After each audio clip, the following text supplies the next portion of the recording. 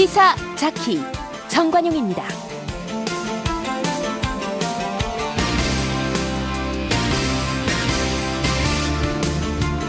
여러분 안녕하십니까? 정관용입니다. 6.13 지방선거 조금 전 투표가 끝났죠. 이 최종 투표율은 아직 집계 중인데요. 오후 5시 현재 투표율이 56.1%로 4년 전보다 약 4%가 높았습니다. 그래서 최종 투표율은 아마도 60%를 간신히 넘기지 않을까 이렇게 지금 예상이 되고 있고요.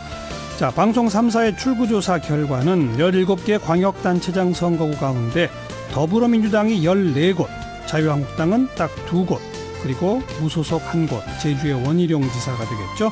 12개 보궐선거에서도 더불어민주당이 10곳, 자유한국당이 1곳, 그리고 나머지 1곳은 경합 중이다. 이런 결과가 나왔습니다. 오늘 2부 시간에 출구조사 결과와 함께 각 당의 표정 살펴보고요. 앞으로의 정치 구도까지 예측해봅니다. 또 투표하고 오신 청취자 여러분의 전화도 직접 받겠습니다. 어떤 기준으로 투표하셨는지, 또 투표하신 소감은 어떤지, 그리고 출구조사 결과를 보고 어떤 생각들을 하시는지. 자, 서울 지역전화 지역번호 02 하시고요. 2061에 8584번부터 8587번까지 2061에 8584번부터 8587번까지 2부 시간에 전화 주셔도 좋고 지금부터 미리 전화 주셔도 되겠습니다. 그리고 잠시 후에는 정세현 전 통일부 장관을 직접 스튜디오에 모셨습니다. 어제 있었던 북미 정상회담, 지금 엇갈리는 평가들이 나오고 있는데 정세현 전 장관의 고견을 들어보도록 하죠. 잠깐 광고 듣고 시작합니다.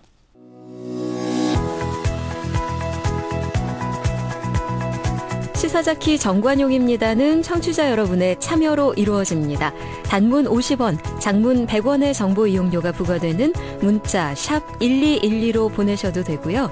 CBS 어플리케이션 레인보우로는 무료로 의견 남기실 수 있습니다. 아주 편리하게 방송을 다시 들으실 수도 있는데요. CBS 레인보우를 통해서도 가능하고요.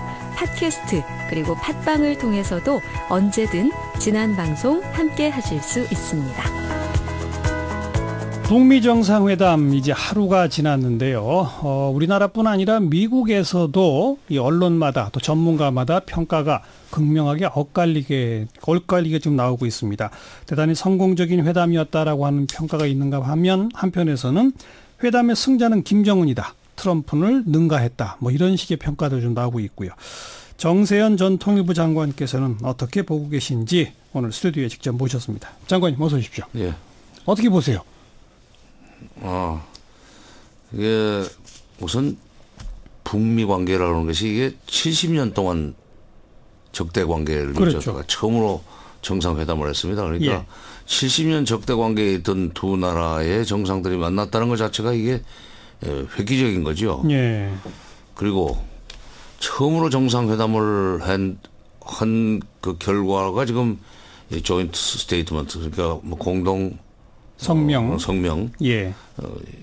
근데 70년 동안 적대 관계에 있던 나라, 또 핵 문제를 가지고 얘기를 한다면 25년 동안 사반세기 동안 이것 때문에 서로 전쟁 얘기까지 하면서 옥신각대했던 나라, 두 나라의 정상이 만나서 합의한 뭡니까 이게 공동 성명치고는 예. 굉장히 내용이 깊이 들어갔어요. 말하자면 총론인데 이게. 총론이죠. 네, 총론인데 아마 이 비판적인 사람들은 강론적인 어떤 그 관점에서 강론이 없다. 강론과 구체성이 없다. 구체성이 없다. 근데 여기 보면은 이제 총론이라는 거 먼저 정리를 하고 그다음에 여기 회담을 지금 최소한도 4가지를 하게 지금 정리를 해놨습니다. 북미 관계, 평화 체제, 비핵화, 유골 반환. 이거는 그러니까 비핵화, 북미 관계, 평화체제 이 세 개는 어떻게 보면 서로 붙어 있어요. 다 연결돼 있죠. 연결을 해서 풀어나가야 돼요. 그러니까 이게 동시병행으로 나가야 되는 그런 그 구조적인 문제가 있습니다. 그러나 처음에는 각계로 회담을 해서 그 이제 타임 스케줄이라고 할까, 타임 테이블 일정표를 짜야 됩니다. 네. 그 나온 일정표를 각 이제 1항과 2항, 3항 이것을 어떻게 서로 시간을 같은 시기에 할 것인가. 그렇죠. 영어로 온다면 시퀀싱을 시킬 것인가 하는 거는 나중에 그 정상회담에서 결정을 해야 될 거예요. 두세 번, 한 번 가지고 안 되겠다는 얘기를 트럼프가 하지 않았어요? 그리고 뭐 백악관으로 초청했고 또 평양도 가겠다고 했고 그러니까 그렇죠. 최소한도 2번, 3번 하겠다 하는 얘기인데 이제 거기서 나야 될 결론이 이번에 안 났다고 이게 아무것도 아니다라는 얘기를 한 것은 북미 관계가 70년 동안이나 적대 관계였다는 걸 무시하고 건너뛰고 하는 소리. 너무 과도한 기대다. 그럼요. 그런 겁니까? 네, 그럼요. 근데 이 북한이 아니라 미국의 고위 관계자들 심지어 폼페이오 국무장관 등등의 입에서 정상회담 직전까지도 CVID가 우리의 목표다. 이런 말들이 쭉 나왔었지 않습니까? 그리고 정상회담 끝나면서 트럼프 대통령이 너무너무 잘 됐다 그러니까 다들 CVID가 들어갔나 보다 이렇게 예상했는데 막상 합의문 까보니까 그건 없었다. 그런 실망감은 분명히 있을 수 있는 거거든요. 그러니까 이게 지금 그런 점에서는 외국의 정부 당국자들이 실무 당국자들이 일말의 책임이 있습니다. 왜냐하면 그 폼페이오 장관이 정상회담 열리기 직전까지 CVID가 우리 목표라는 얘기는 판문점에서 6번 만났던 성김과 최선희의 그 접촉. 그리고 싱가포르까지 가가지고 또 오전 오후 2번씩이나 이렇게 했던 8번 만났던 그 접촉 과정에서 CVID를 요구를 하는데 북한에서 계속 자 그러면 CVID를 우리한테 요구하려면 당신네도 우리한테 CVIG 확실한 체제 보장, 그다음에 특히 외교적인 보장, 정치 외교적 보장뿐만 아니라 체제 보장뿐만 아니라 군사적으로 치지 않겠다는 약속도 해달라. 그렇죠. 그거에 대한 언급 없이 우리한테 일방적으로 CVID를 요구한다는 것은 그건 말이 안 되는 거고, 그거는 이제 결론은 어떻게 낼 것인가. 두 정상들이 결론 내도록 우리는 그냥 넘길 수밖에 없다. 그 과정에서 그러니까 폼페이오가 그 마지막까지 그 얘기를 했던 것은 제가 볼 때는 실책입니다. 대통령한테 부담이 되는 일을 한 거예요. 그러니까요. 기대 수준을 거기까지 만들어 놓은 거지 않습니까? 그런데 CVID라는 거요. 처음에 2002년도에 북한의 고농축우라늄 프로그램 문제를 부시 정권에서 제기를 했을 때 2003년부터 이걸 북한을 압박해 들어가면서 문제를 풀겠다고 할 때 네오콘들이 내놓은 개념입니다. 우리 국회의원 중에는 자기가 했다는 얘기를 한 사람도 있던데 그건 아니고 CVID는 말하자면 이 핵 문제를 해결할 것처럼 하면서 북한이 도저히 받을 수 없는 그런 조건을 내걸어 가지고 해결할 것처럼 하면서 결국 북한이 해결하지 않으니까 이걸 군사적인 방법이라든지 또는 뭐 다른 방법. 리비아는 이미 그때 선비핵화를 약속을 하고 수교까지는 해줬었어요. 리비아 방식으로 문제를 풀어보겠다고는 나름대로의 그 계산을 가지고 제기했던 건데 쉽게 얘기해서 이루어질 수 없는 그 목표라고 그럴까? 북한이 도저히 받을 수 없는 그것을 지금 습관적으로 지금 되풀이하다가 이번에 그것이 현실적으로 안 된다는 것을 자인언세입니다. 대통령이 이 얘기 들어보니까 김정은 얘기 들어보니까 CVID는 우선 첫째 그 CVID의 I 이 리버서블 되돌릴 수 없는 불가역적인 거기에 이제 주권 침해적 요소가 있다는 것을 일찌감치 북한이 얘기를 했었어요. 거기까지 보고 나면은 핵 연구하는 과학자들 직업까지 바꿔라 뭐 이런 거니까. 직업까지 바꾸라는 얘기인데 그거는 그럼 어떻게 할 것인가? 그래서 소련의 그 핵무기를 그 소련이 이제 소련방이 해체되면서 우크라이나라든지 벨로루스 무슨 카자흐스탄 이런 데 다 놓고 가버렸어요. 그 사람들이. 나중에 그 사람들을 취직을 시키는 문제도 미국이 돈을 댔습니다. 16억 달러인가 그걸 또 법을 만들어서 그러니까 미국이 그렇게 핵 기술을 완전히 다시 북한이 쓸 수 없도록 만들려면 그런 문제까지 보장을 하면서 CVID를 요구를 해야 되는데 그런 데 대한 대안은 없이 무턱대고 너희는 CVID 해야만 돼 하는 식으로 끝까지 밀어붙이다가 막판에 그게 안 되겠구나 하는 것을 깨닫고 그냥 완전한 비핵화 거기서 멈췄다고 생각합니다. 그리고 그리고 트럼프 대통령은 거듭 그 합의문에 있는 그 내용 중에 CVID는 이미 다 들어가 있다. 이렇게 지금 이야기를 했단 말이죠. 그러니까 컴플리트라는 말 속에 이미 다 들어가 이미 있다. 검증 가능하고 불가역적이라는 얘기가 들어가 있습니다. 그러니까 C 속에 V와 I가 다 들어가 있는데, 그걸 이제 동어 반복적으로 썼던 거죠. 그거는, 그리고 처음에 그게 나올 때는, 게다가 이 볼튼과 당시에 부통령이었던 체니가, 그리고 럼스펠드가 네. 북한 압박하기 위해서 썼던 용어다 이거죠. 용어죠. 예. 이거를 당시에 그거 내놨다가 실현도 못 시켰던 볼튼이 다시 그 정부에 들어오면서 지금 세상 바뀐 줄 모르고 또 들고 나왔다가 이번에 지금 어떻게 보면은 알겠습니다. 망신당했어요. 그리고 또 하나가 이제 기자회견 석상에서 나온 트럼프도 스스로 돌발적이라고 표현했던 이 한미연합훈련의 중단 문제입니다. 이게 지금 도대체 어떤 훈련을 중단한다는 거냐가 오늘 하루 종일 논란이었고 백악관이 이제 거의 마지막으로 정리한 거는 정례적인 훈련을 하는데 대규모 훈련, 전쟁 게임과 같은 대규모 훈련은 안 한다. 뭐 이런 식으로 정리가 돼간 것 같아요. 이건 어떻게 생각하세요? 지금 한미연합훈련 중단이라는 얘기가 일단 트럼프 입에서 나왔기 때문에 예. 북한에서는 노동신문에서 대대적으로 좀 선전하는 것 같아요. 그렇습니다. 그래서 기정사실하면서 그걸로 거꾸로 이제 앞으로 미국의 정책 변화를 압박해 들어가려고 그럴 겁니다. 예, 예. 근데 저는 그 얘기를 딱 듣는 순간 저거는 비현실적인 얘기인데 근데 거기서 지금 트럼프가 무슨 얘기를 했냐면은 이 전략자산 한번 움직였다가 다시 돌아가는 데는 굉장히 돈이 많이 든다. 그러니까 괌에서 날라오는 거. 그렇지. 예. 그러니까 그렇게 돈이 많이 들어가는 그것까지는 우리가 그 돈을 써가면서 할 생각은 없다. 그러면 전략자산이 동원되지 않는 소위 재래식 무기를 가지고 하는 기동훈련은 그 돈이 별로 안 들고 북한한테도 네. 그렇게 위협적이지 않습니다. 예, 예. 그러니까 금년 봄에 했던 훈련 규모 그 정도로 지금 앞으로 줄이려고 그런 거 아닌가. 네. 저는 중단은 아니고 저게 내막적 실질적으로는 축소 아니겠는가. 그다음에 거기에 키 리졸브라고 그러는 것이 이제 시뮬레이션입니다. 워게임. 그거를 중단한다고 그러는 것은 북한한테는 그게 크게 위협적인 건 아니에요. 당장 8월에 다가올 을지 포커스 네. 훈련. 이게 어떻게 되는 겁니까? 을지 프리덤. 을지 프리덤. 을지 프리덤 가디언. 네. 그것도 그러니까 이 전략 자산 같은 것을 거기 참여시키지 않는 식으로 조정을 해야죠. 대통령의 말은 정책 아닙니까? 그렇죠. 대통령의 연설은 바로 대통령의 스피치는 바로 그게 폴리시예요. 예, 그러니까 실수로 나왔다 할지라도 말에 대한 책임을 져야 되는데 백악관에서 벌써 지금 정리를 해가지고 일상적인 훈련을 한다. 그 일상적인 훈련이라는 것은 재래식 병기를 동원한 기동훈련. 그렇죠. 그건 한다. 그러나 그 무슨 뭐 B1B, B52, 네.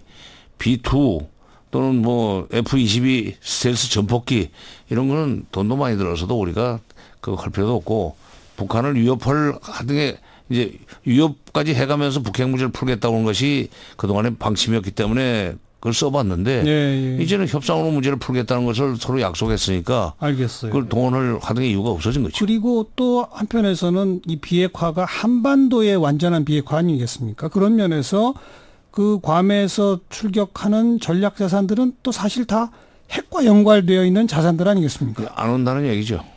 바로 그런 의미에서 그렇죠. 예. 한반도의 비핵화를 미국이 선도적으로 우리는 액션으로 취한다. 행동으로 취한다. 뭐 그런 거 아닐까요? 그렇죠. 그리고 지금 괌에 있는 무기는 괌에 있는 전략 자산은 이제 북한을 위협하기 위해서 쓰는 것보다는 중국과의 힘겨루기 위해서 써야 될 그렇죠. 거기 때문에 예. 그냥 여기다 낭비할 필요가 없어요. 예. 우선순위 면에서 한반도 출격은 의미가 없어졌습니다. 이제. 지금 미국의 동아시아 정책에서 최대 관심사는 중국 압박이에요. 네. 중국이 아시아 지역에서의 미국이 가지고 있던 헤게모니에 지금 도전을 하고 있으니까. 그렇죠. 그걸 누르기 위해서는 남중국 핵 문제 같은 것을 앞으로 좀 더 깐깐하게 관리를 해야 되는데 그러려면 괌에 있는 전략 자산은 중국을 위협하는 데 쓸 망정, 북한을 위협하는 데 쓸 필요가 없고 그렇기 때문에 북한을 상대로 해서 쓰는 것을 중단하려면은 네. 이번에 만났을 때 이 평화 체제 같은 것도 빨리 수립해 나가자는 약속을 할 수밖에 없었을 방금 겁니다. 방금 장관님 언급하신 그 중국 견제라고 하는 그 포인트 때문에 미국 내의 일부 언론과 미국 내의 일부 고위 관료, 전직 고위 관료들이 있는데 이번 북미 정상회담에서는 김정은이 이겼고 제일 궁극적으로 더 얻은 것은 중국이다.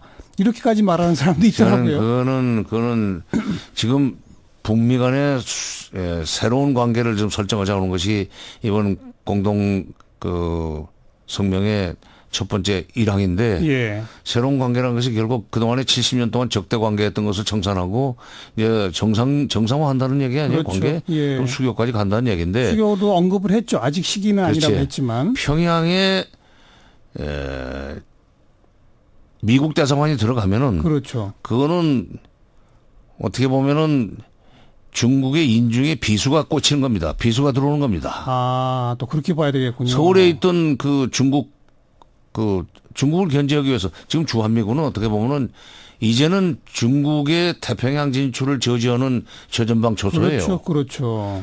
이게 평양까지 무슨 뭐 미군이 들어가는 건 아니지만 적어도 평양에 주조 미국 대사관이 들어간다는 얘기는 거기서 얼마나 많은 정보를 수집할 수 있고 거기 정보요원들이 이제 상근하는 그럼요. 거죠. 상근. 네. 그러니까 그건 미국이 지금 트럼프가 이긴 거예요. 미국이.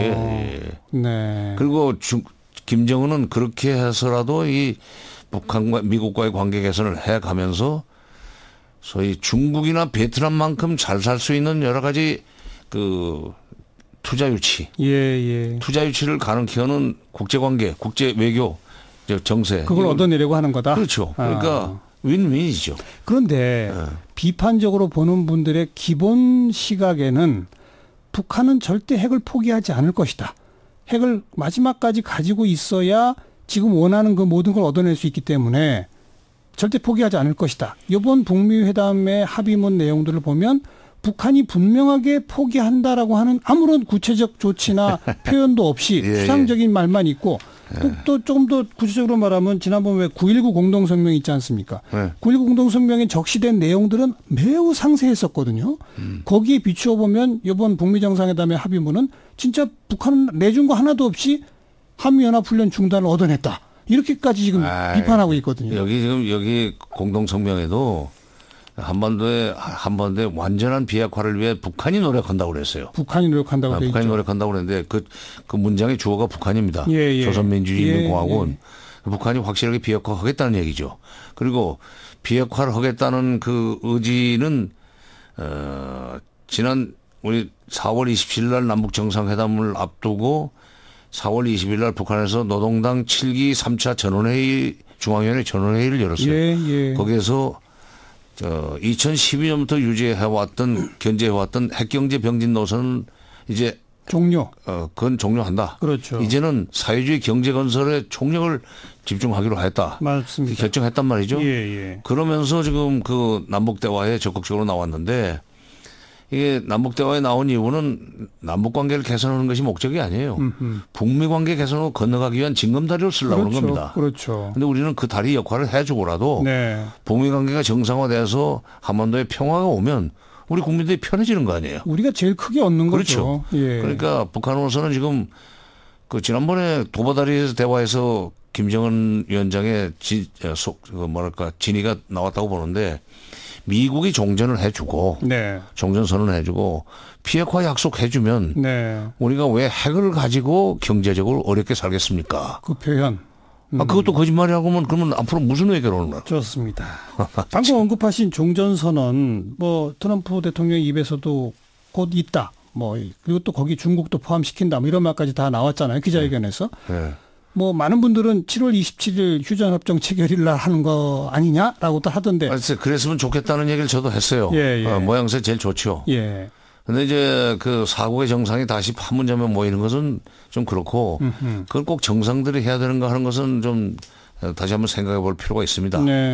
원래는 이제 종전협정이라는 게 기본적으로 군사협정입니다. 그렇죠. 그러니까 군 책임자들이 만나서 해도 돼요. 그렇죠. 이번에 싱가포르까지 갔던 노광철 인민무력상 그 정도가 오고 우리 쪽에 국방부 장관 가고 중국의 국방부장 오고 또 미국의 매티스 국방장관 사람이 오고 그 대신 평화협정은 이 외교적인 협정이에요. 아니, 평화협정 서명 자체는 그 외교부 장관들이 하고 그리고 그걸 비준을 정상들이 하죠. 그러기 전에 그래서 이거 안보나 경제와 관련된 국민의 부담이 생기는 것은 국회의 동의를 받게 돼 있죠. 예. 대통령이 국가 원수가 비준을 하는데 국회가 이제 동의를 하는 그런 절차가 필요하지만 그러니까 평화협정 북미 간의 불가침 협정을 체결해도 의회의 동의를 받아서 비준을 해야 되는 문제가 있습니다. 그러니까 그건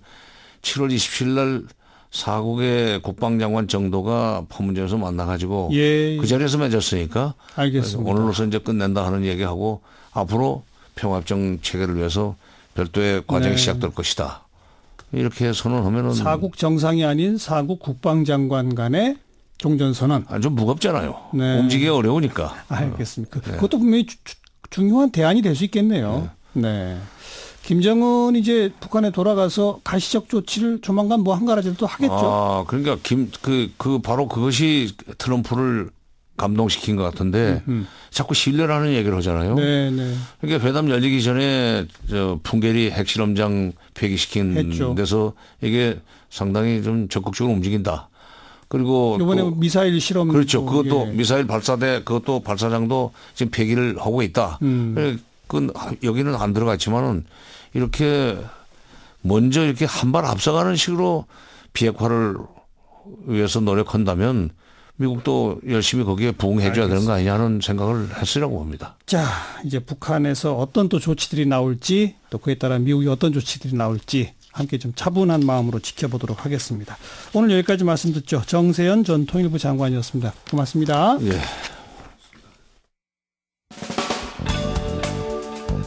시사잡기 1부 마치겠습니다. 잠시 후에 2부 시간에는요. 출구조사 결과 분석해보고 각 당의 표정도 살펴보겠고요. 또 최종 결과에 따른 앞으로의 정치 구도까지 예측해보도록 하겠습니다. 또 투표하고 오신 청취자 여러분의 전화도 직접 받겠습니다. 어떤 기준으로 투표하셨는지, 투표하신 소감은 어떠하신지, 또 출구조사 결과 어떻게 읽고 계신지, 앞으로 우리 정치권과 지방자치에 대한 바람까지 서울 지역번호 공유하시고요. 2061-8584번부터 8587번까지 2061-8584번부터 8587번까지 넉 대의 전화로 지금부터 전화 주시기 바랍니다. 최종 투표율은 아직도 집계 중인데 아까 제가 말씀드린 것처럼 60%를 가까스로 넘기지 않을까 그런 예측이네요. 잠시 후 7시 5분에 뵙겠습니다.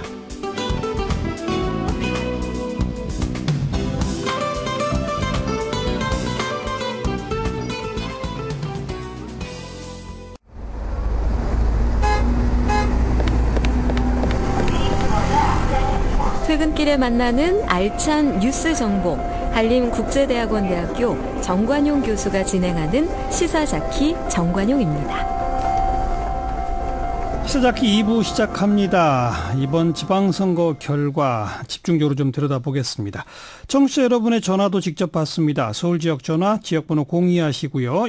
2061-8584번부터 8587번까지 2061-8584번부터 8587번까지 어떤 기준으로 투표하셨는지 또 출구조사 결과는 어떻게 보고 계신지 여러분의 의견 직접 듣겠습니다.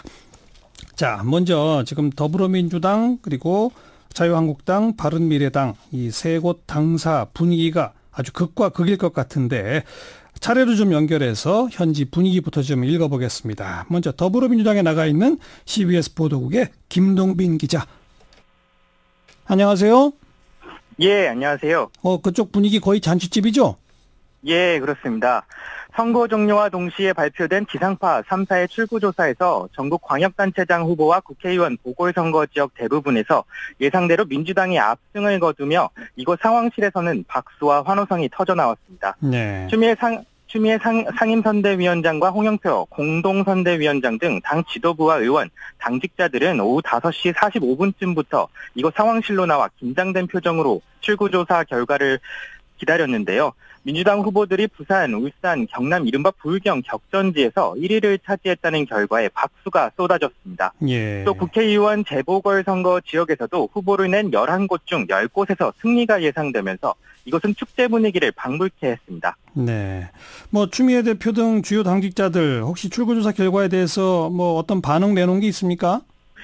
예, 추미애 대표는 출구조사를 본 뒤 상황실을 떠나며 지난해 촛불로 만든 나라다운 나라를 잊지 않고 지방도 새로운 시대에 맞게끔 새로운 일꾼들의 힘을 실어줬다고 생각한다며 감사함을 표하는 동시에 만족감을 나타냈습니다. 또 홍영표 공동선대위원장 등 의원들도 밝은 표정으로 상황실을 떠나면서 당직자들과 일일이 악수를 나누며 자축했습니다. 네. 자, 더불어민주당 뭐 좀 특이할 만한 사항이 있습니까? 추미애 대표는 이번 지방선거가 1년 된 문재인 정부에 힘을 실어주는 선거임을 강조해왔는데요. 그런 만큼 이번 선거 결과가 향후 국정 운영에 새로운 동력으로 작용할 전망입니다. 출구조사와 같이 투표 결과가 나온다면 문재인 정부가 북핵 문제 등 산적한 국정과제를 해나가는 데 힘이 실릴 것으로 보입니다. 지금까지 민주당 개표 상황실에서 전해드렸습니다. 네, 김동빈 기자 수고하셨고요. 이번엔 자유한국당 CBS 보도국 박성환 기자, 안녕하세요. 네, 안녕하세요. 그쪽은 초상집 분위기겠어요? 네, 지금 사실 분위기랄 것도 없이 한국당 상황실은 일부 당직자들을 제외하곤 텅텅 비어있는 상황입니다. 아하. 아까 출구조사 결과상 텃밭인 대구 경북을 제외하고는 전패라는 결과가 나오자 상황실에 있던 홍준표 대표와 김성태 원내대표 등 지도부는 침묵을 이어갔는데요. 이들은 출구조사 결과가 나온 지 20여 분 만에 모두 자리를 떴습니다. 네, 침묵을 이어갔다고 했는데 혹시 한마디도 안 했습니까? 홍준표 대표나 김성태 원내대표? 네, 홍 대표는 당시 나갈 때는 별다른 얘기는 없었지만 조금 전 자신의 페이스북에 더 벅 스탑스 히어라는 영어 문구를 올렸는데요. 모든 책임은 자신이 지겠다는 의미로 해리 트루먼 미국 전 대통령이 자신의 집무실에 붙여놨던 문구로 알려져 있습니다. 예. 또 김성태 원내대표는 상황실을 나서면서 참담하고 암담한 심정이다. 아마 정당 역사상 이렇게 참담한 결과를 맞이한 건 처음이라면서 말이 필요 없이 모든 결과를 겸허히 수용하겠다고 밝혔습니다. 네.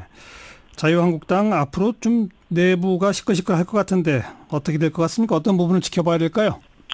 네, 그렇습니다. 우선 홍 대표는 책임론을 피해가기가 어려울 것 같습니다. 홍 대표는 원래 대구 경북은 물론 부산과 울산, 경남과 경기까지 광역단체장 선거에서의 선전을 예상했는데요. 아직 최종 결과는 나오지 않았지만 출구조사 결과만 봐서는 이 같은 관측이 빗나간 겁니다. 특히 홍 대표는 광역단체장 기준으로 6석 플러스 알파 사수와 경남과 대구 선거에 자신의 당권을 내걸기도 한 만큼 입지가 상당히 좁아질 것으로 보이고 보수 진영의 재편 필요성이 내부에서부터 고개를 들 것으로 관측됩니다. 지금까지 한국당 상황실에서 전해드렸습니다. 네, 박성환 기자 수고하셨고 마지막으로 바른미래당 분위기입니다. CBS 보도국 이정주 기자 안녕하세요. 네, 바른미래당 개표 상황실에 나와 있습니다. 이 출구조사 결과에서 이 서울시장 후보로 나섰던 안철수 후보가 2등도 못하고 3등인 것으로 지금 보여지는데 개표 상황실 분위기 어떻습니까? 네, 바른미래당 개표 상황실은 그야말로 침묵만 흐르고 있습니다. 현재 당 지도부는 모두 당사 5층에 설치된 개표 상황실을 떠난 상태인데요. 그만큼 이번 선거의 결과가 충격으로 다가왔다는 모습을 엿볼 수 있었습니다. 특히 당의 간판인 안철수 서울시장 후보가 한국당 김문수 후보에게 밀리면서 3위를 기록한 것을 두고 믿기지 않는다는 반응입니다. 네. 다들 다 자리를 떴다고 했는데 뭐 박주선, 유승민 공동대표 등 뭐라고 한마디라도 한 게 없습니까? 네. 개표 방송을 지켜보던 중 가장 먼저 자리를 뜬 유승민 공동대표는 기자들의 질문에 나중에 말씀드리겠다고 말을 아꼈습니다. 곧이어 자리를 뜬 박주선 공동대표는 한치 앞이 보이지 않는다. 권토중례를 해야 하는데 어떻게 할지 모르겠다고 답답한 신경을 토로했습니다. 마지막으로 개표 상황실을 벗어난 손학규 상임선대위원장은 공천 과정에서 보인 불협화음이 국민에게 안 좋은 모습을 보인 것 같다며 패배 원인을 진단했습니다. 네. 앞으로 당 어떻게 될까요? 어떤 부분 지켜봐야 될까요? 가장 먼저 주목할 부분은 역시나 선거 이후 야권발 정계 개편의 흐름인데요. 일단 안 후보가 선거에서 3위를 기록하며 기대 이하의 모습을 보이면서 보수 정계 개편의 주도권에서 멀어진 분위기입니다. 또 거대 양당 체제 하에서 제3세력, 중도 세력을 탄생시키고자 한 시도 또한 동력을 상실할 가능성이 높습니다. 네, 알겠습니다. CBS 보도국 이정주 기자 수고하셨어요. 네, 수고하십시오. 네, 자 이렇게 3당의 분위기 전해드렸고 우리 청취자 여러분들은 이 출구조사 결과를 또 어떻게 받아들이고 계신지 여러분의 의견도 직접 전화로 받겠습니다. 서울 지역 전화 지역번호 공유하시고요. 2061-8584번부터 8587번까지 2061-8584번부터 8587번까지 넉 대의 전화로 전화 주시기 바랍니다. 자, 지방선거 결과 좀 분석해보고 앞으로의 정치적 파장에 이르기까지 우리 뉴스 사이다 책임져 주시는 윤태곤 실장과 함께 분석해봅니다. 윤 실장 어서 오십시오. 안녕하세요. 네. 먼저 투표율 아직 뭐 최종 집계는 아닙니다만은 지난 4년 전보다 꽤 높았죠? 지금 오후 6시 기준으로 60.0%예요. 네. 그럼 이제 6시까지 투표장에 계신 분들은 집계를 해주거든요. 네. 약간 올라갈 겁니다. 예. 4년 전에 비해가지고 높았죠. 4년 전에 이제 50%대 중반이었는데 예. 56.8%였는데요. 이번엔 60을 우선 넘긴 거니까. 역대 지방선거에서 제일 높았던 때가 95년 1회. 처음이니까 68.4였는데 이번엔 높았는데 두 가지 이유가 있는 것 같습니다. 몇 년 전부터 분위기가 많이 바뀌었어요. 예. 20, 30대 투표율이 제고되고 있습니다. 그렇죠. 한 10여 년 전만 해도 뭐 나는 정치에 관심 없다, 투표 안 한다 이런 이야기 공공연하게 들을 수 있었지 않습니까? 예. 요새 이런 말 하는 사람들 잘 없거든요. 인증샷 열풍, 뭐 투표의 효능감이 높아졌다는 거죠.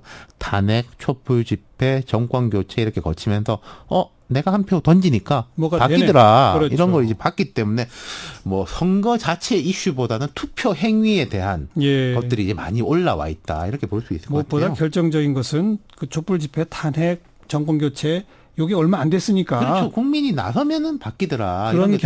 그런 경험이 사람들의 정치적 관심도를 대폭 끌어올린 거고. 예, 제도적으로는 또 사전 투표 너무 이게 편하게 됐고요. 그러니까 사전 투표율이 이번에 20%도 넘겨버렸던 게 아닙니까. 예.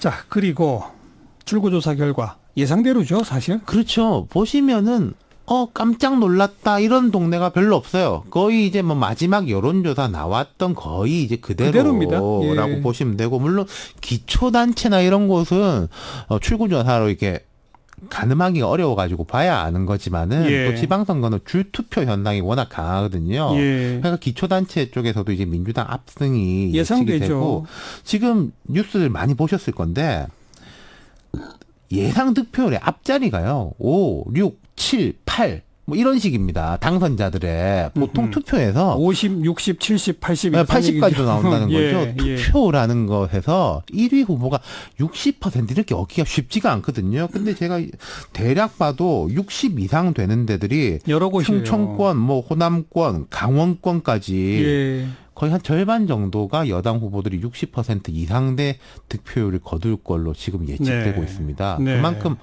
압도적이라는 거죠. 그리고 1위와 2위의 격차가 그만큼 크다는 얘기는 물론 출구조사 결과긴 합니다만 아까 윤태곤 실장이 얘기한 것처럼 기초단체장에 있어서도 거의 비슷한 비율로 더불어민주당의 석권 아니겠느냐. 전국 기초단체가 이제 226개입니다. 보통 기초단체는 무소속도 많이 되기 때문에 100개 하면은 많이 나온다 이러거든요. 근데 지금 한 140, 150 뭐 이 정도 육박할 걸로. 그 이상도 가능하지 않을까. 서울 같은 경우에 구청이 이제 25개가 있습니다.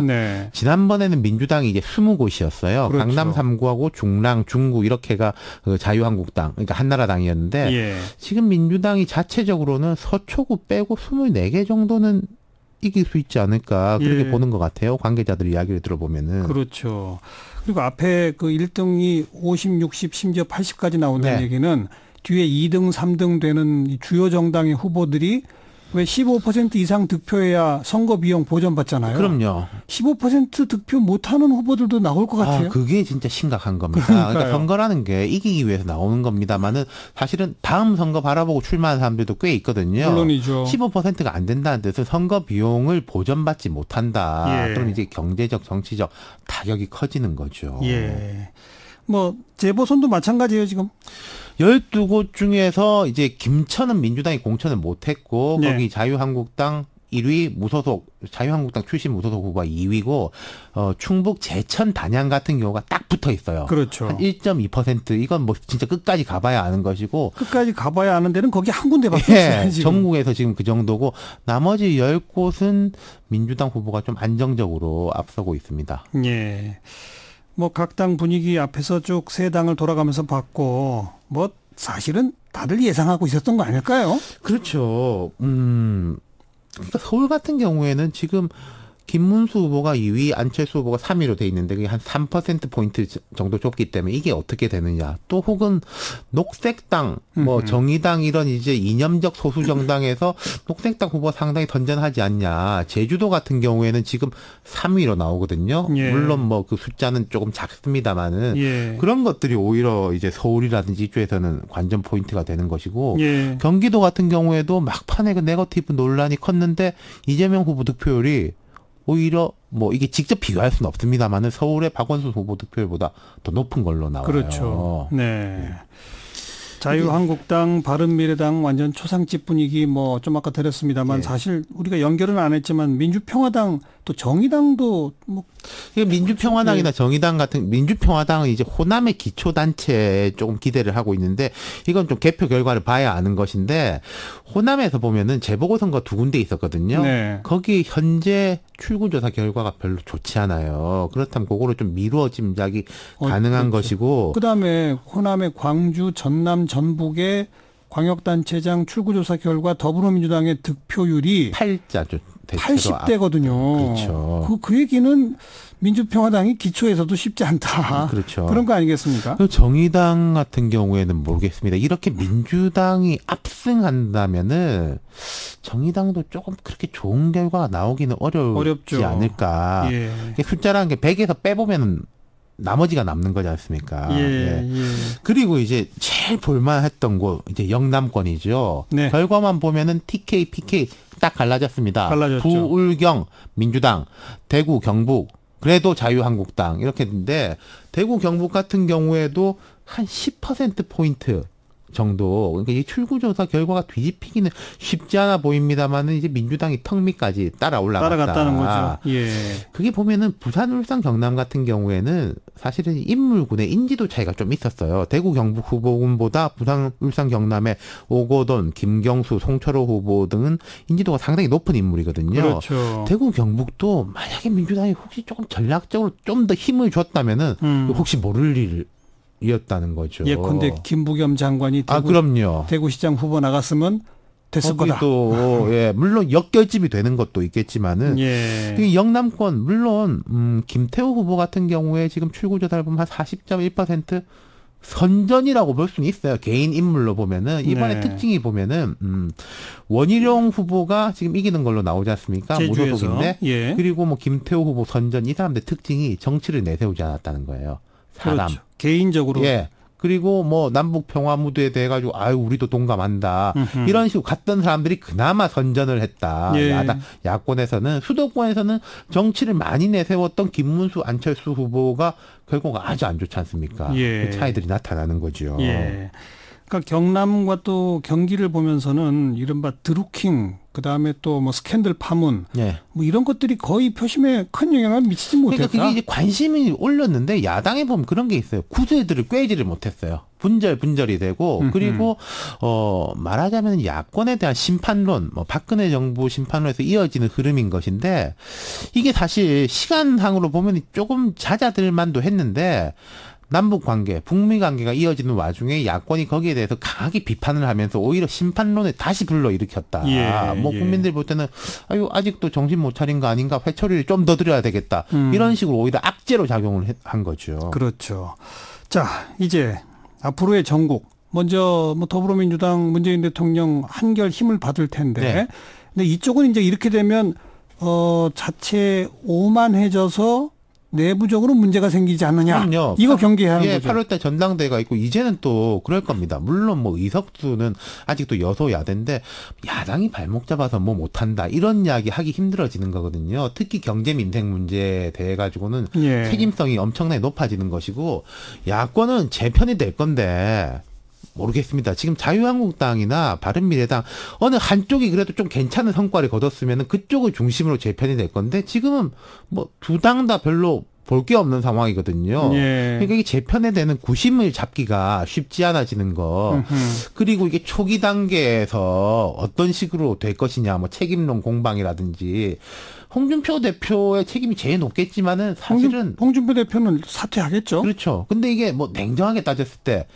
홍준표 대표가 아니었으면 그럼 뭐 야당이 이겼을 거냐. 저는 그렇게 생각하지도 않거든요. 아니 그렇다 네. 하더라도 그렇다 홍준표 하더라도 대표 물러날 수밖에 없는데 예. 다음 리더십을 이제 어떻게 가져갈 것이냐에 대해 가지고 그래서 보면은 뭐 김무성, 이왕구, 정우택 이런 분들이 뭔가 조금 준비를 하고 있는 것처럼 보였는데 제 생각에는 그분들도 뭐 나름의 내공이 있는 분들입니다만은 새로운 이미지를 가지고 있는 분들은 아니거든요. 그렇죠. 뭔가 전면적인 개편이 필요한 게 아닌가. 예. 10년 전으로 되돌아가서 보면은 그 당시에 이제 노무현 전 대통령 탄핵 이후에 그 당시에는 이미지가 정말로 깨끗했던 뭐 박근혜, 실용적으로 강했던 이명박 뭐 이런 사람들이 이제 한나라당의 쇄신을 이끌었거든요. 맞아요. 그런 식의 이제 인물군들이 나올 수 있을 것이냐 그게 관건일 겁니다. 일단 출구조사대로 원희룡 지사가 당선이 된다면 현재 무소속 상태니까 네. 바른미래당, 자유한국당 중에 어느 쪽을 선택하느냐 이것도 또 하나의 변수가 될 수도 있겠는데 이제 당분간 선택 안 하겠죠? 그렇죠. 그리고 아마도 이제 현직 단체장이니까 좀 세게 나가기는 쉽지가 않을 거고 분위기를 볼 것이고 이런 건 있을 거예요. 진 사람 중에서 득표율이 조금 괜찮은 사람들. 아까 말씀드린 대로 뭐 김태호, 예. 뭐 남경필 후보도 한 30%대 중반, 수도권에서는 제일 낮죠. 이런 분들에 대해 가지고 조금 이제 무게가 실리지 않을까. 연령대로 봐도 예. 그분들이 이제 60년대생, 50대 초중반이기 때문에 세대 교체가 자연스럽게 될 것 같아요. 네. 안철수 후보하고 바른미래당은 글쎄 잘 모르겠습니다. 손학규 대표 같은 경우에는 야권의 뭐 중도 보수의 재편에서 그래도 하나의 축으로 이렇게 서로 모셔가려고 할 분은 되겠는데 이게 바른미래당의 전반적으로 어떻게 될 것인가. 또 바른미래당이라는 게 유승민 대표 쪽에 원래 바른당 그리고 안철수 전 대표하고 가까운 이제 원래 국민의당 출신들 그 두 세력들이 아직도 화학적 결합이 안 돼 있는 상황인데 네. 결과까지 이렇게 나와버리면은 그렇죠. 머리가 되게 아파지는 거죠. 이제 당장 이번 선거 결과를 놓고 다음번 자기 총선을 생각하게 되지 않습니까? 그럼요. 그럼 이대로는 안 된다는 건 답이 나오는 예. 거고 그럼 결국은 보수는 보수끼리 또 뭐 민주나 진보는 진보끼리 양쪽으로 합치는 그런 움직임이 글쎄요. 강화되지 않겠어요? 근데 그렇긴 하지만은 예를 들어 민주당이 뭐 평화당하고 합당을 한다든지 그렇지는 않을 것 같아요. 아니, 그러니까 민주당은 네. 급할 거 없지만. 네, 그렇죠. 네. 근데 과거에도 보면은 일단 뭉치고 보자라고 하면은 더 상황이 어려워지는 거거든요. 뭔가 지금은 혁신, 쇄신 이런 깃발을 들 때지 숫자를 일단 늘리고 보자라고 하면은 더 몸만 무거워지고 예. 혁신은 늦어질 가능성이 매우 높습니다. 야당한테 하나 충고 드리자면은 총선 기준으로 보면은 한 2년 남았습니다. 아직 2년 남았죠. 지금부터 시작을 한다면은 그때는 또 견제 심리라든지 이게 좀 올라갈 수 있고 야당에 대한 심판은 심판 충분히 했다 이렇게 예. 될 수 있으니까 급할 것도 없을 거예요. 바로 뭐 합치자 이거보다 내부 혁신부터 해라. 그럼요. 그 예. 말씀이군요.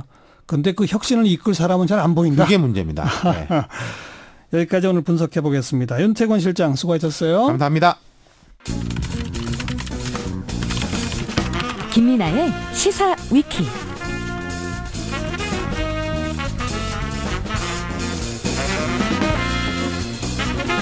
김민아 기자 어서 오십시오. 안녕하세요. 아무래도 오늘 이제 선거 관련 얘기를 해야 되겠죠. 첫 번째 시사 위키 항목은요. 자, 선거가 끝나기 직전까지 초미의 관심사이고 이후에는 심도 있는 분석의 대상 투표율로 잡아봤습니다. 네, 지금 투표율 아직도 최종 집계는 아니죠? 지금 거의 집계가 돼 있는데요. 거의 이 지금 뭐 딱 60% 정도 중앙선거관리위원회가 이 집계를 해놓은 상황인데 예. 투표소가 지금 한 지역에 남았거든요. 예. 그러니까 60%는 일단 넘기는 걸로 그렇게 봐야 되겠습니다. 투표율 제고를 위한 후보들의 노력, 이게 결실을 본 걸까요? 그렇게 좀 볼 수 있는 부분도 있겠죠. 다들 자기 지지층이 좀 투표소에 오게 하기 위해서 여러 가지 공약도 하고 했는데요.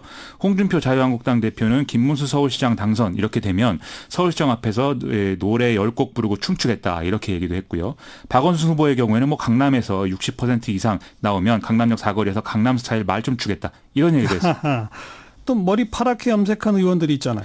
더불어민주당의 경우에는 사전투표에서 투표율 20%를 넘기면 백혜련, 박경미, 유은혜, 진선미, 이재정 의원이 머리를 파랗게 물들이겠다. 이렇게 약속을 한 바도 있었고요. 예. 또 총 투표율 60%를 넘기면 김민기, 김영호, 임종son, 김정우, 김영진 의원이 스포츠컷을 하고 머리를 뭐 파랗게 물들인다. 이런 약속도 했죠. 네.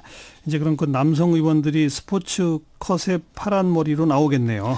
그래야 될 것 같습니다. 이게 뭐 여러모로 뭐 어려운 점도 있겠지만 약속은 좀 지켜줘야 되겠죠. 네. 사전 투표율 20% 넘었을 때 여성 의원들 했잖아요. 그렇습니다. 이 머리를 파랗게 한 사진을 찍고 인터넷에 올렸는데 이게 또 논란거리였습니다.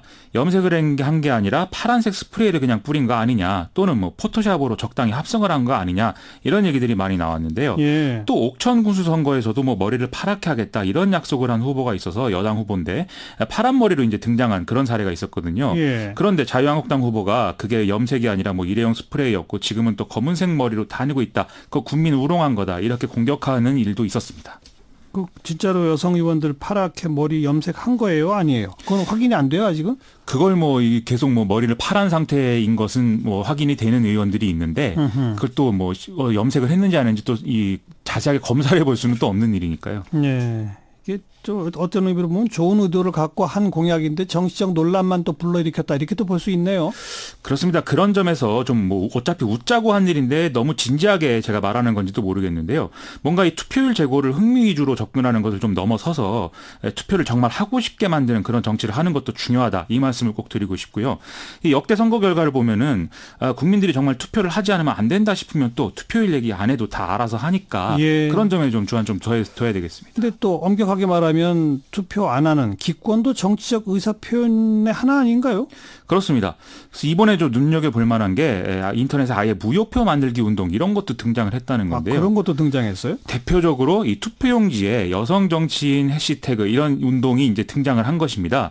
이게 SNS 중심으로 나온 건데요. 네. 투표용지에 빨간 펜으로 그냥 여성 정치인 이렇게 쓰고 무효표 만들고 나오자, 이런 얘기인데요. 여성 정치인에게 투표를 하고 싶은데 후보 자체가 너무 없다, 이거 항의해야 된다, 이런 취지입니다.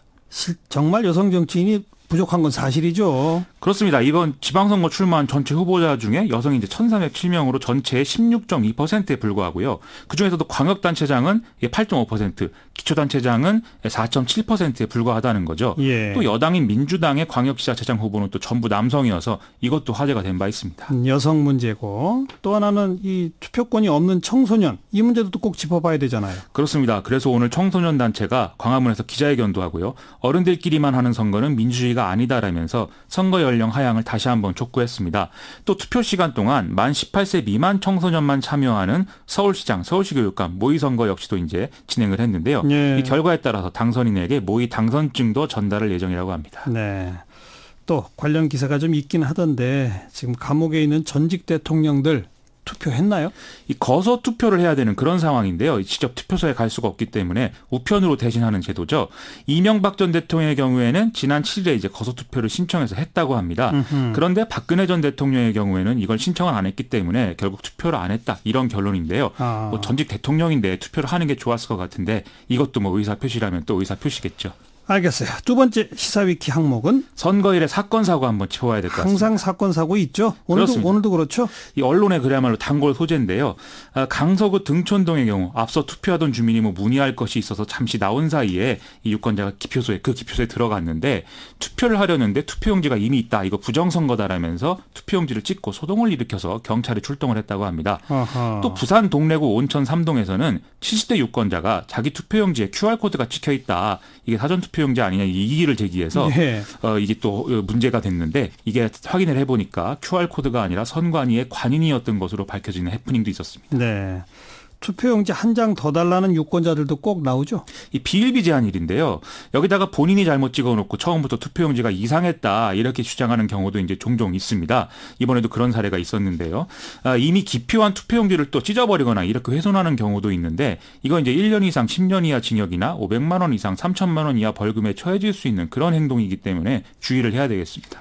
또 기표소에서 인증샷을 찍는데 찍으면 안 되는 걸 찍는다든지 이런 게 또 꼭 발생하죠? 그렇습니다. 선거 때마다 이 하면 안 되는 행위에 대해서 뭐 선관위와 언론들이 다 강조를 하고 안내를 하는데도 자꾸 이런 일이 일어나죠.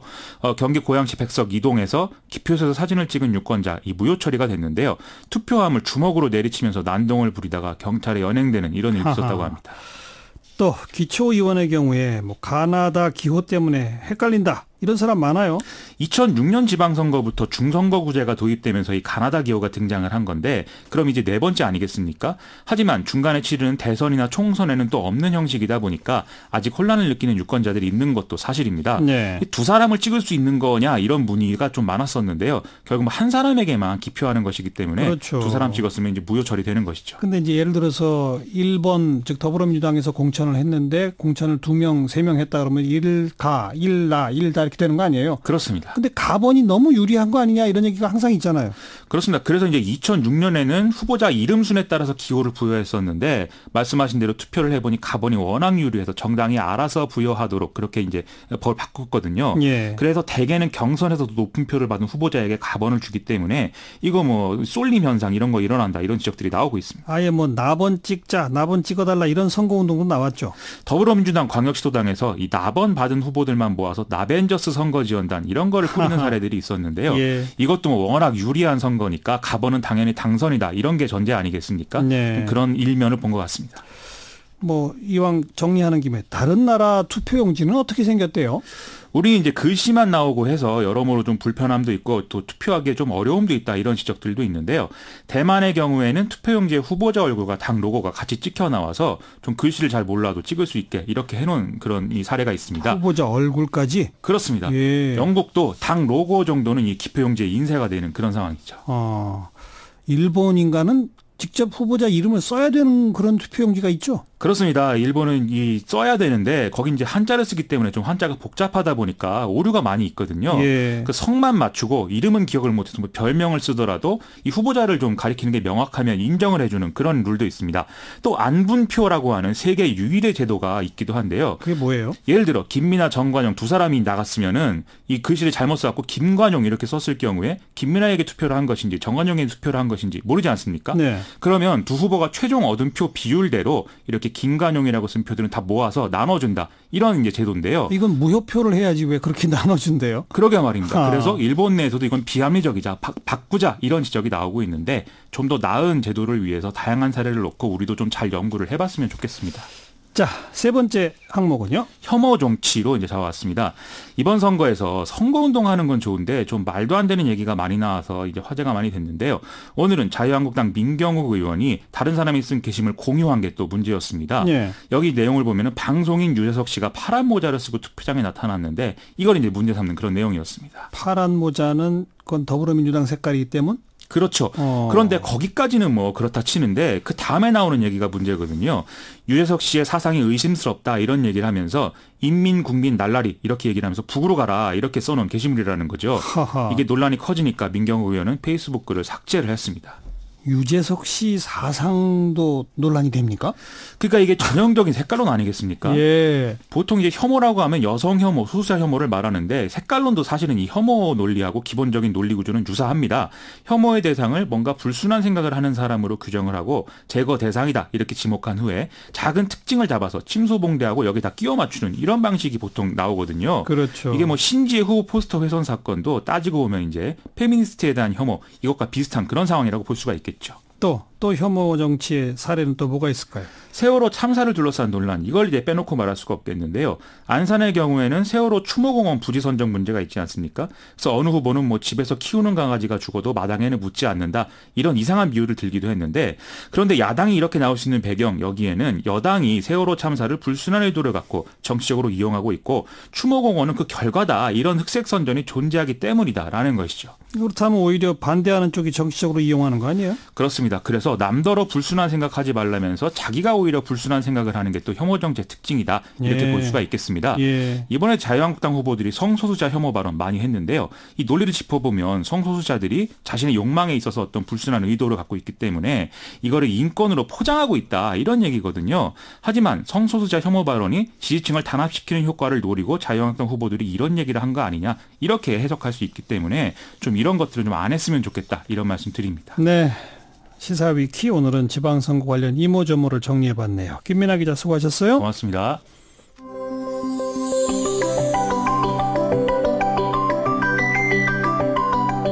지금 여러분께서는 한림국제대학원 대학교 정관용 교수가 진행하는 시사자키 정관용입니다를 듣고 계십니다. 자, 이제 이번 지방선거 투표에 참여하신 청취자 여러분의 소감 들어볼 텐데요. 서울 지역 전화 지역번호 02하시고 2061에 8584번부터 8587번까지 넉대 전화로 참여해 주시기 바라고, 먼저 한두 분 저희가 좀 미리 연결해 놨습니다. 이번에 처음으로 투표에 참여한 외국인, 네, 연결해 볼까요? 영국에서 온 폴 카버치예요. 안녕하세요. 안녕하세요. 네, 한국에서 사신 지 얼마나 되셨어요? 지금 13년째입니다. 오래되셨네. 무슨 일 하고 계세요? 저 서울시 공무원입니다. 저희 외국인 지원시설 운영하고 있습니다. 서울시 공무원이세요? 네. 예. 이 지방선거에만 투표권이 주어지는 거죠? 그렇죠. 원래 영주권 있으면 3년 지나서 지방선거만 참석할 수 있습니다. 예. 총선 대선은 투표권이 없는 거고. 네. 근데 13년 사셨고 영주권을 취득한 건 언제예요? 오래되셨을 거 아니에요? 영주권은 11년에 획득됐는데, 예. 14년이 있는 지방선거는 제가 그때 3년 안 됐어서 투표 못했고, 이번 처음입니다. 처음 투표하신 소감 한 말씀 전해주시면. 서울에서 오래 살았는데, 세금도 계속 냈는데, 네. 사실은, 제 목소리 들리게 하는 거는 상당히 어려웠으니까, 이번에 투표하면서, 저도 시정 참석할 수 있다고 느꼈습니다. 네. 영국하고 투표 방식이 많이 다릅니까? 똑같아요? 사실 영국에서 10년 동안 안 했으니까 댁은 어떤지 잘 모르겠지만, 예. 큰 차이는 없다고 생각합니다. 예. 네. 그래요. 그런데 외국인들한테도 특히 지방선거에는 투표권이 있다, 이런 네. 사실을 모르는 외국인들도 많이 계시죠? 그렇죠. 사실 저 친구 중에는 투표하러 갔을 때 안내하는 분들은 외국인 할 수 있는지 몰라서 좀 왜 들어왔는지 좀 물어보고 좀 보내려고 했었는데, 저 같은 경우에는 그 문제는 없었지만, 다만 자원봉사 하는 분들은 약간 아마 영어의 부담 때문에 좀 긴장했었던 것 같아요. 예. 아니, 투표소 안내원조차 이런 사실을 모르고 있으면 안 되죠. 그렇긴 하죠. 근데 예. 저 같은 경우에는 문제는 없었지만 그런 문제 있었다고 들었습니다. 네. 선거 운동하는 모습, 그 풍경은 영국하고 우리나라랑 어떤 차이가 제일 크게 느껴지십니까? 한국에서는 좀 짧게 했으니까 좋았고, 다만 외국인 많이 하는 얘기는 트럭들 운전하면서 예. 큰 소리로 하잖아요. 확성기. 예, 그런 예. 거 좀 익숙하지 않아서 좀 불만 많았습니다. 영국은 선거운동 기간이 우리보다 길어요? 네, 보통 한 몇 달 전부터 시작해서. 예. 그렇군요. 네. 그런데 확성기로 이렇게 시끄럽게 하는 이런 거는 안 한다. 네. 다만 저희 영국에서는 전화로 많이 하거든요. 전화해서 누가 투표할 건지, 예. 이 후보자의 정책에 대해서 어떻게 생각하는지, 아니면 개인 집으로 방문하기도 합니다. 예. 자, 한국의 선거 문화 가운데 이런 건 좀 바뀌었으면 좋겠다 하시는 게 있다면 어떤 게 있을까요? 저는 사실 공무원으로서 네. 선거법 때문에 선거에 대해서 친구랑 후보자에 대해서 얘기 못 했거든요. 예. 그래서 공부하는 거 좀 어려웠습니다. 그래서 조금이라도 좀 그런 법이 좀 불렸으면 좋겠는데, 전 개인 의견입니다. 공무원도 정치적 표현의 자유를 달라, 이런 말씀이군요. 네. 네. 당연히 이유는 있겠지만 그래도 예. 저는 개인적으로 좀 불편했습니다. 그거. 네. 그 공무원이 공무원의 신분을 이용해서 정치적으로 영향을 미치려 하는 건 안 되지만 개인적인 네. 정치적 의사 표현의 자유는 줘야 될 거 아니냐, 이런 말씀 아니시겠어요? 네. 네. 그렇죠. 알겠습니다. 처음으로 투표에 참여하신 영국에서 오신 폴 카버시, 오늘 고맙습니다. 네. 네. 다음은 어렵게 투표하고 오신 이 장애인 유권자분의 목소리 들어봅니다. 시각장애를 가지신 분이세요. 우리 동작 장애인 자립생활센터의 강윤택 소장을 연결합니다. 강 소장님, 안녕하세요. 네, 안녕하세요. 네, 투표하셨죠? 네, 투표했습니다. 많은 분들이 몰라요. 이 시각장애 가지신 분들은 투표 용지가 다르죠? 네, 그러니까 투표 용지가 다른 건 아닌데요. 예. 투표 용지에 이제 기표를 할 수 있도록 점자로 이렇게 표시가 되어 있는 보조 용구를 껴가지고 거기다 투표를 합니다. 점자로 표시된 보조 용구? 네네. 아니, 그러니까 이 시각장애 가지신 분은 어디에다가 찍어야 이게 1번이 되고 2번이 되는지를 눈으로 볼 수가 없으니까. 네네. 그 보조 용구가 어떤 식으로 생겼어요? 네, 보조 용구가 이렇게 큰 이렇게 두꺼운 종이판에 예. 이렇게 칸이 1번, 2번, 3번 이렇게 네모칸이 그 기표할 수 있는 데가 이렇게 되어 있고요. 예. 그 옆에 이제 점자로 그 칸에 대한 정보가 써 있는데 이번에 투표할 때는 이제 저희 지역 같은 경우는 7개의 투표용지가 있었거든요. 그렇죠. 근데 이게 7장의 투표용지마다 각각 보조용구가 따로 있어요. 사이즈가 다르게. 당연히 달라야죠. 네. 그래서 다르게 있어서 이걸 제대로 껴서 투표하는 게 굉장히 어려웠고요. 예. 그리고 이 보조용구가 또 점자로 이렇게 써 있는 것이 예. 그냥 단순히 번호만 써 있습니다. 각 칸에 1번, 2번 이렇게 칸만 써 있어요. 예. 네, 그러다 보니까 후보자 이름은 안 써 있고. 네. 정당이나 이름은 전혀 안 써 있습니다. 네. 그래가지고 보니까 예를 들어서 서울시 당 이렇게 기표하는 거 같은 경우는요. 네. 11번인가까지 있었는데 이렇게 번호만 있으니까 이게 몇 번이 무슨 당인지 웬만큼 관심 있지 않은 사람들은 알기가 좀 그렇죠. 어렵더라고요. 정당 투표를 하는데 정당 이름도 안 써 있다. 기호만 써 있다. 네. 그러네. 숫자 번호만 써 있습니다. 네. 그거를 물론 7개 투표용지 또 각 지역마다 출마자들이 다 다르기 때문에 뭐 일일이 다 만든다는 것이 좀 비용이 들긴 하겠지만 너무 무성의하네요. 지금 말씀 들어보니까. 네, 그렇습니다. 사실 뭐 지역마다 다르다고는 하지만은 시각장애인들이 어떤 정치 참여를 투표로서 한다는 게 굉장히 소중한 권리라고 생각을 하거든요. 물론이죠. 네, 그래서 그것을 좀 성의 있게만 좀 보장을 해준다고 그러면 그 보조용구가 엄청 컸어요. 예. 그래서 거기에 충분히 다 점자로 표시를 할 수도 있는데 그러니까요. 그런 아주 좀 약간의 성의도 보이지 않은 것 같아가지고 네. 예, 그래서 좀 당황스럽죠. 그나저나 기표소까지 이렇게 들어가시는 거는 누가 이렇게 안내를 해줍니까? 네, 이제 저 같은 경우는 사전 투표를 했는데요. 네. 저희 가족들하고 이제 다 같이 가서 이렇게 기표를 했는데요. 예. 저희 시각장애인 같은 경우는 이제 각 지역 선관위에 이제 사전에 요청을 하면은 선거 당일날 이제 이동을 지원하는 차량을 보내주세요. 네. 예, 근데 사실 많은 시각장애인들이 이 차량 지원해준다는 사실 자체를 잘 모릅니다. 모르고 있어요? 네네. 그리고 차량을 통해서 투표소까지 가고. 네, 안내자도 같이 차에 동반해가지고 이렇게 기표소까지 안내 그 절차를 이렇게 진행할 수 있도록 지원을 해주거든요. 예. 근데 이제 문제는 기표소 안에 들어가서 이 용지를 다 7장을 다 사전에 그 밖에서 그 보조용구에 껴서 주거든요. 그래야죠. 네, 근데 이게 잘 고정이 잘 안 됩니다. 그 보조도구. 그래서 제가 아는 시각장애인 중에서는 이게 저희가 이제 도장을 찍다 보니까 이게 제대로 찍혔는지 확인이 어렵잖아요. 그래서 이걸 들고 나와서 확인해달라고 할 수도 없고 그래서 상당히 제대로 찍혔는지 의구심을 갖는 친구들이 좀 많았고요. 네. 그리고 특히 어려웠던 조금 저희가 이거는 확인을 할 수는 없지만은 교육감 선거 같은 경우는 이제 이름이 써 있는데 이게 뭐 순서가 다 다르거든요. 그렇죠. 순서가 다르죠. 네, 저희 친구들끼리 얘기하다 보니까 순서가 다 다른데 그 보조 그 도구에 보면 뭐 저 같은 경우는 C형이었는데 아마 A형, B형, C형 이렇게 있었나 봐요. 근데 그게 아마 이렇게 무성의하게 준비하는 상태라면 그 보조 용구에 써 있는 이름하고 투표 용지에 써 있는 이름이 과연 제대로 써 있었는지 일치할지 안 할지 네, 찍고 나와서 보니까 상당히 의구심이 들더라고요. 네, 확인하는 길은 없었지만.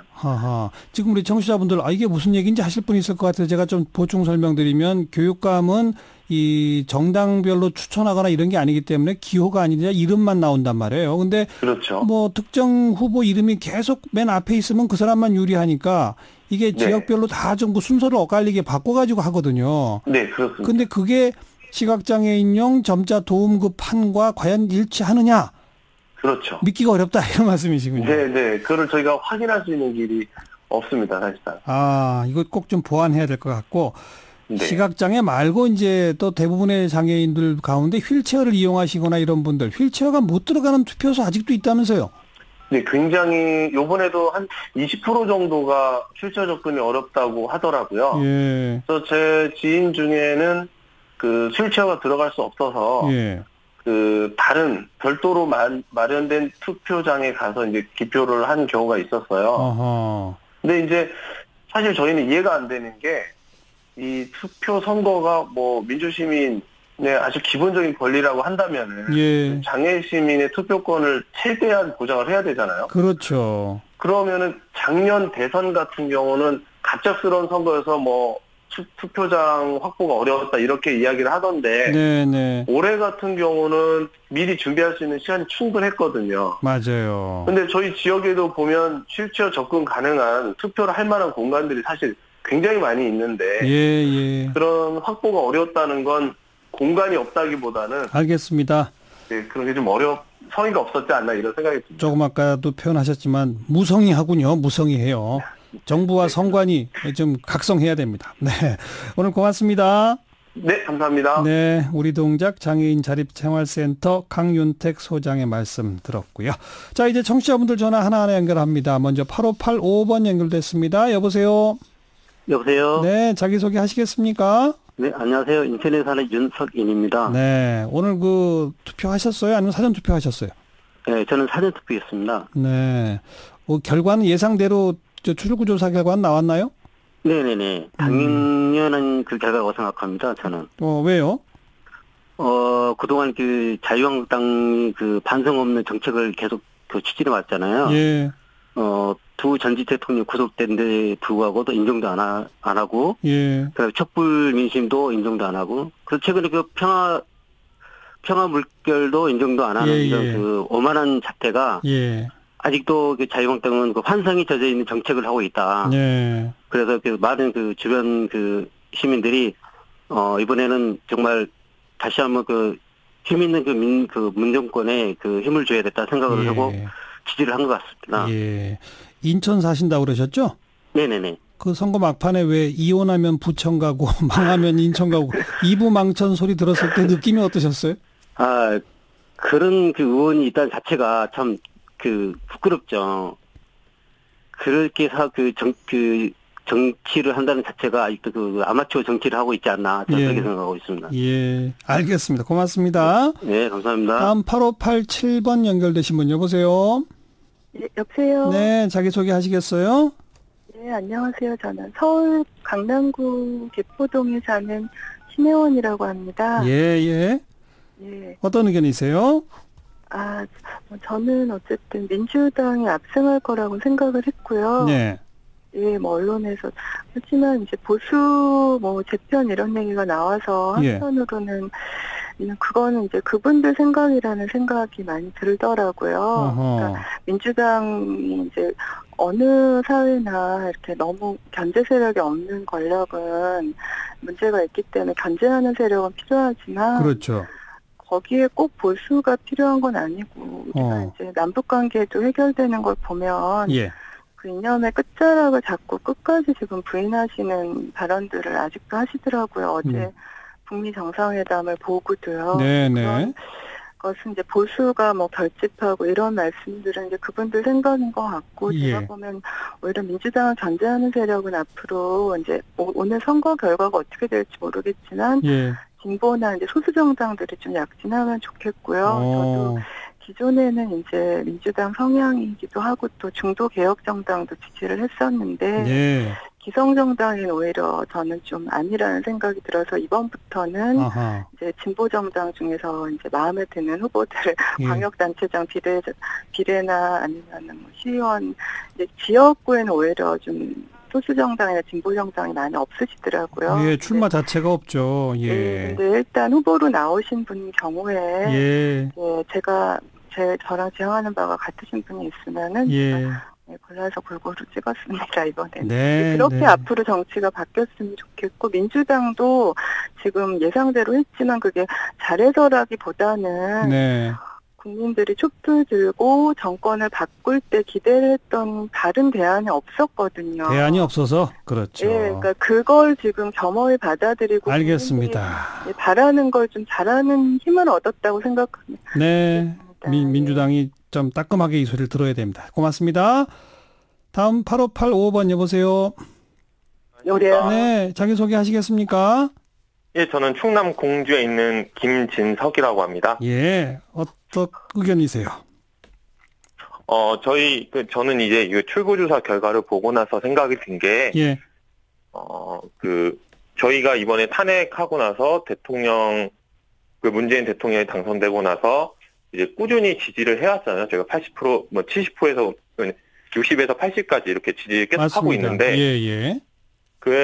그런 의미는 저희가 이제 문재인 정부의 정책을 지지한다는 의미였는데, 예. 지금 그때 대선 이후부터 지금까지 계속 자유한국당은 계속 반대만을 하셨잖아요. 홍준표 대표님은 또 이제 또 통일에 대해서 얘기를 하고, 그러니까 이제 자유한국당에서는 이제 여당을 견제해 달라는 의미에서 자신의 그 투표를 지지했는데, 제가 생각하기에는 이제 야당을 심판을 한 거라고 생각합니다. 견제 세력을 호소했지만 그게 아니라 야당을 심판한 이번 선거였다. 그 말씀 고맙습니다. 자, 다음 전화 8584번 연결되어 있습니다. 여보세요. 예, 안녕하세요. 네, 자기소개하시면. 예, 여기는 서울 강서구 지역이고요. 강서구. 예, 그냥 이름은 익명으로 좀 부탁드립니다. 예.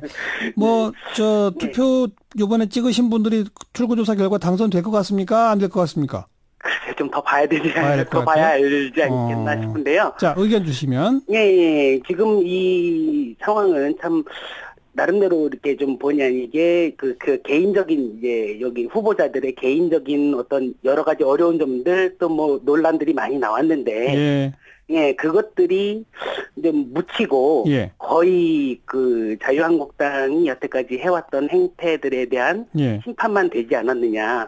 이것이 결코 옳은 상황이냐. 그걸 하나 좀 말씀을 드리고 싶고 이제 이쪽 민주당 쪽이나 이쪽에서 현직 단체장들이 이제 됐을 때, 좀 시민들하고 많이 열어놓고 소통을 해야 된다. 자꾸 이제 국민들이 뽑아주면 그냥 뽑힐 때만 그냥 국민들 말 듣는 것 같고 시민들 말 듣는 것 같고. 그럼 안 되죠. 그다음부터는 자기 멋대로 하는 식인데. 알겠습니다. 네, 개인 인물이 잘 부각돼야 하는데 자유한국당 심판으로만 흐른 것 같아서 그건 좀 생각해 볼 여지가 있다. 이 말씀까지 듣도록 하고요. 자, 시간 관계상 많은 분들이 전화 주셨는데 여기까지만 전화를 받도록 하겠습니다. 시사잡기 오늘 여기까지입니다. 청취자분들도 말씀하셨습니다만 결국 정답은 이미 정해져 있습니다. 선거에 진 정당들은 혁신해야 하고요. 이긴 정당은 겸손해야 하죠. 내일 다시 뵙겠습니다. 안녕히 계십시오.